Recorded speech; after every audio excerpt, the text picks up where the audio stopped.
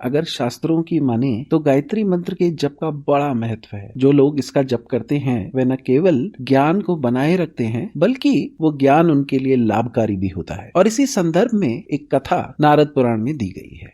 एक बार ऋषि नारद श्वेतद्वीप की एक झील के पास गए। उस झील के किनारे उन्होंने एक कन्या को देखा और ऋषि नारद ने उस कन्या से पूछा, हे देवी, आप कौन हैं और यहाँ क्यों खड़ी हैं? जब ऋषि नारद ने प्रश्न किए तो कन्या ने नारद की तरफ ध्यान से देखा परंतु मौन खड़ी रही। और तभी ऋषि नारद को वेद, शास्त्र, योग और अन्य सभी शास्त्रों का ज्ञान भूल गया।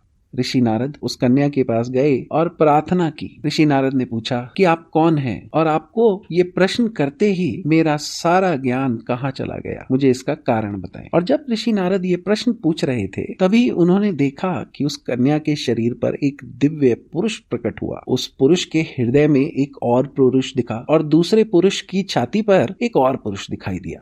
ऋषि नारद असमंजस में थे, पर तभी उस कन्या ने बोला कि हे नारद, मैं गायत्री हूँ, सभी वेदों की जननी। क्योंकि तुम मुझे नहीं जानते इसलिए तुमने अपना सारा ज्ञान खो दिया। ये जो पुरुष तुम्हें मेरे शरीर पर दिख रहे हैं और ये सुंदर पुरुष जो मेरे शरीर में निवास करता है वह ऋग्वेद है। यह वेद स्वयं नारायण है। जिसे तुमने ऋग्वेद के हृदय में देखा वह यजुर्वेद है और वह ब्रह्मा का रूप है। और जिसे तुमने ब्रह्मा की छाती पर देखा वो तेजस्वी और पवित्र रुद्र है।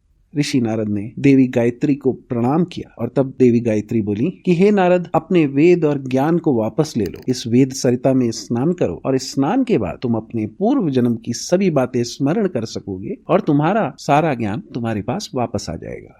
तो यह कथा हमें बताती है कि बिना देवी गायत्री के स्मरण और गायत्री मंत्र के जप के हम अपना ज्ञान सजो कर नहीं रख सकते और ना ही उसे प्राप्त कर सकते हैं।